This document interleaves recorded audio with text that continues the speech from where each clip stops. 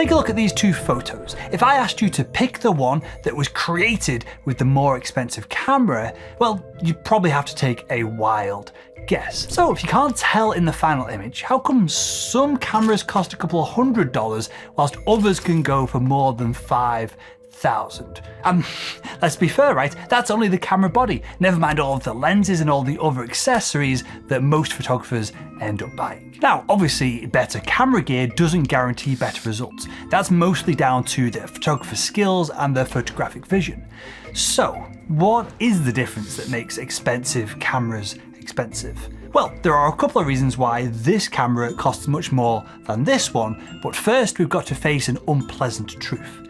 Even though it seems like camera bodies are getting more and more expensive every single year, well, this isn't actually true. Okay, so one of the reasons it seems like camera bodies are getting more and more expensive is because, well, the cheaper models are disappearing. Think back just 10 years ago, every single brand had a bunch of entry-level DSLR cameras under that $500 mark. Today, well, that entire market has shrunk, if not disappeared completely. Why? Well, because smartphones absolutely murdered it. Most people are happy with their phone cameras, and so camera manufacturers stopped making budget-friendly models. The result? Well, it feels like cameras are getting more and more expensive, but this is partly because we don't see those cheaper options anymore. And when you adjust for inflation, things get even crazier. The high resolution and expensive at the time $3,899 Canon 5D SR from 10 years ago, well, when you adjust this price for inflation, that would be around $6,700 in today's money, which is surprisingly close to the price of a brand new, high-resolution Fujifilm GFX 100 II that is an absolute beast of a camera today. So inflation plays a big part in this as well. We just don't notice inflation because we're not constantly checking historical camera prices. We might only go to buy a camera every 2, 3, 4 years, and so we don't really notice inflation in this way. This is why flagship cameras seem so absurdly priced right now. Companies are focused on high-end models because that's where the demand is, and inflation has just been crazy over the past few years. Most serious photographers are willing to invest in good gear, and, well, the people who aren't that interested in photography, they just now stick with their phones. So that's the perceived cost of camera bodies, and the fact that with inflation, they've not really changed all that much. But what makes a top-end camera body expensive from the perspective of the parts that's used to build them? If you hold a cheap camera in one hand and a high-end camera body in the other, you're going to feel the difference immediately. Expensive cameras do feel expensive, and that's because they're built to survive. Well, almost anything. Take the camera body, for example. Entry-level camera bodies are mostly plastic, and this is fine if you're careful, but if you drop it, as you do in landscape photography, perhaps at the seaside, on top of a rock, well, you'll be shopping for a new one. Professional cameras, on the other hand, they're built using a magnesium alloy, they are weather sealed, and they're built to withstand rain, dust, and I don't think the camera manufacturer would warranty this, and they wouldn't say this within their marketing, but they're kind of built to handle the occasional tragic tumble onto a rock or some concrete. And, well, genuinely, it's incredibly difficult to manufacture something that has to survive all of these different extremes and then the extremes of the elements on top. Cameras have to work in hot and cold climates, but also in slightly wet and miserable environments and incredibly dry environments as well. And then we have the sensor itself, the heart of your camera, which is a masterpiece of engineering and a huge reason why full-frame cameras cost so much more than APS-C or Micro Four Thirds cameras. The cost of a camera sensor isn't just the physical size of it, it's more to do with how they are made. Imagine a silicon wafer as a giant round pizza-shaped object.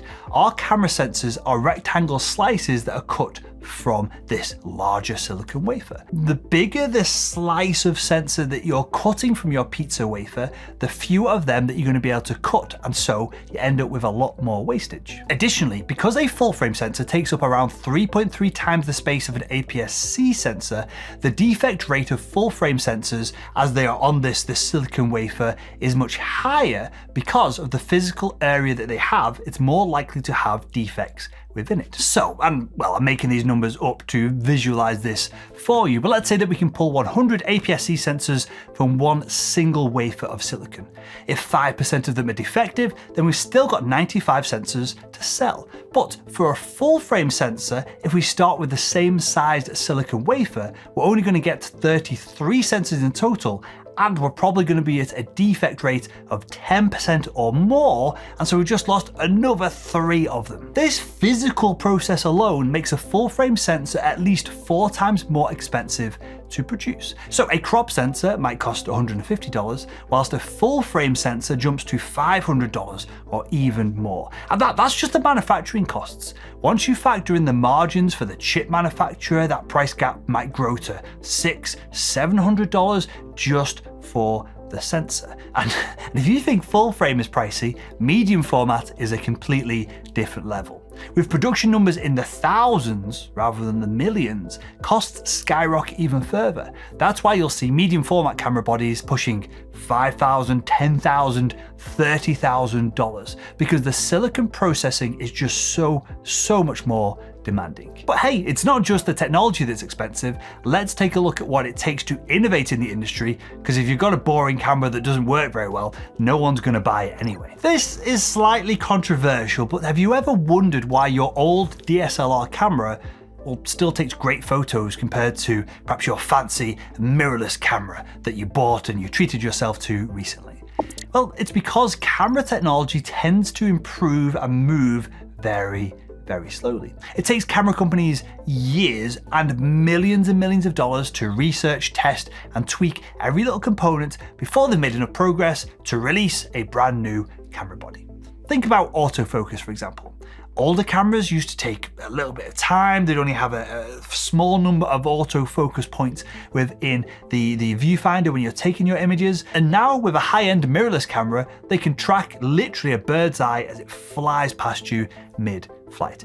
This is incredible, but it did take a team of many engineers, probably a decade or more at this point, to perfect their autofocus algorithm to achieve this result. And let me break this down for you with a little bit of data that I got from a anonymous, we'll call him that, an anonymous industry insider. So, market research alone, just figuring out what photographers want from the camera bodies that they're going to buy, can cost anywhere from $20,000 to $50,000. Then there's prototyping the camera body, where engineers create multiple test models, they adjust the design, the electronics, and the build quality, and that step could cost anywhere from $50,000 to $200,000, and that's before they even start sourcing components that would be suitable for a mass-produced product like a camera body. Then when manufacturers place bulk orders for premium materials like magnesium alloy or other components needed for weather sealing and high-end processors, well, at this point they're already hundreds of thousands of dollars deep in production costs. And then there's software. There's autofocus systems, image stabilization, and high-speed processing. And all this doesn't appear out of thin air. These coding and firmware development costs can add at least another $250,000 to the bill. So yeah, R&D, research and development for a new camera body, isn't just a small part of the price of an expensive camera, it can be a massive part of it. But even after all of this investment, camera companies aren't making bank on every sale. And that's because they don't sell nearly as many camera units as you probably think that they do. Okay, smartphones sell by the hundreds of millions.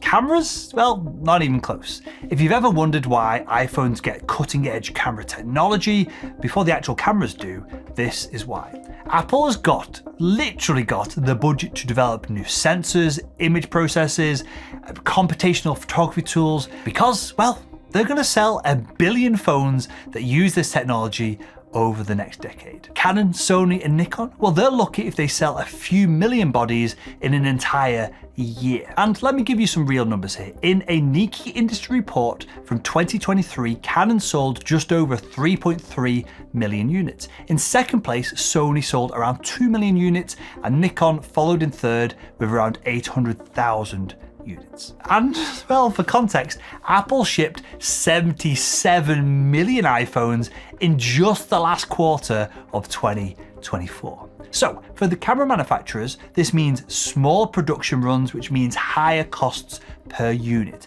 And every time that a company designs a new camera, they've then got to factor into the cost of all this new molds, assembly lines, new testing equipment. It goes on and on and on. And because they're selling in much lower numbers, they've then obviously got to price each unit higher to cover their expenses. Never mind the profit, just their own expenses. And this is why camera companies often reuse different parts across different camera models, across different ranges. I don't know if you've ever noticed that some cameras share the same sensor or viewfinder.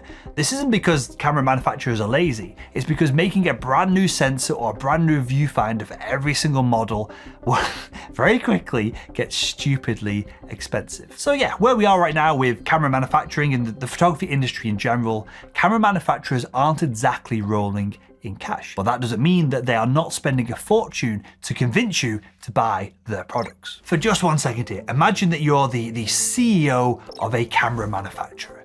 You've spent millions developing your latest model, you've packed it with cutting edge technology. But here is the problem. No one's going to buy that camera if they don't know that it exists. And this is where marketing comes in. And marketing for any product, never mind a premium product like a modern mirrorless camera, it can be expensive. And well, the big camera brands don't just put out a press release and hope for the best. They spend millions upon millions on advertising, influencer partnerships, and brand sponsorships as well. You've seen it, right? Every YouTube photographer suddenly switches to the latest fancy camera when it arrives, and somehow every pro on Instagram is suddenly all of a sudden publishing photos from that new camera model. This is called influencer marketing, right? You won't see it on our channel, but you see it on most other photography channels. All of this is not a coincidence. It's how camera manufacturers in the internet age market their products. And branding plays a huge role on the pricing of camera equipment. If you've ever wondered why Leica cameras cost very literally more than the price of a small car, well, it's not just about the build quality or the components that go into manufacturing Leica cameras. It's about exclusivity. Some photographers, well, they're willing to pay the extra for the brand name, the history, and the feeling of owning something premium. And I'll take this from someone who is literally a world-class sales and marketing expert. I mean, my business that pays for Photography Explained and all the production that we do over here is literally called salesman.com. I'm telling you, the perception of luxury and the feeling that you get from a luxury item, well, it's mostly manufactured by marketers. And what's kind of weird is that even with the power of marketing, well, some camera brands are still struggling to drive revenue. I won't call out the brand on this channel, but a smaller camera manufacturer reached out to work with Photography Explained recently. And I've actually worked with that brand on something else in a past life that I've had before I started Photography Explained. So it would have been really congruent. It would have been a great marketing campaign. We would have done loads of good work together, but well, they couldn't afford to work with us. That is how tight their profit margins are. I got told very bluntly that they couldn't spend any more that quarter on marketing without losing money on their camera sales. That's mad, right? And here is something else that's crazy. Just because cameras seem expensive doesn't mean that you need to go and spend a fortune to take great photos. There's actually a much better way to buy your gear. If you're watching this, you're probably an amateur photographer just like myself. And well, most amateur photographers don't need the latest and greatest gear to take incredible photos. And so if you want to save thousands of dollars, here's a simple trick. Buy your cameras used. Cameras aren't like smartphones. A 5-year-old mirrorless camera is still going to take phenomenal photos. In fact, some of the best landscape photographers that I know are using gear that's not 2 or 3 years old, that's 2 or 3 generations old. Because, well, the improvements in the new models are often so marginal. I mean, take my A7R4. I've got 2 of these that I take out when I'm doing my landscape photography. I bought both of them for half the price of the newest version of the camera. And guess what? The sensor is exactly the same. And for landscape photography, basically there's going to be zero difference in image quality. But if I'd bought the latest model, if I'd been sucked into all of the Sony marketing, I'd have paid thousands and thousands of dollars more for basically no improvements. And even when you move from amateurs to professionals, they often buy used camera bodies because new gear doesn't necessarily mean better results. Most pros only decide to upgrade their cameras when the camera physically breaks, usually the shutter, or they've been dropped one too many times, or when a new feature genuinely improves the photography workflow. So, unless you absolutely need that latest autofocus system or that fast burst rate, go save yourself some money and buy secondhand. That way you're going to spend less time stressing about your gear because it costs you less cash, and so hopefully you can go spend more time actually taking photos. And well, if you're serious about improving your photography, I've got something for you. Getting great photos isn't just about having the best camera, it's also about knowing how to use it. And so if you want to instantly improve your photography, why not grab our free cheat sheets that covers everything that you need to know to take amazing landscapes, portraits, and a bunch of other genres of photography as well. I've left a link in the description to download your free cheat sheets today. And well, that is why expensive camera bodies are expensive. And if you'd like to understand what makes expensive camera lenses expensive, then why not click the video that's on the screen right now.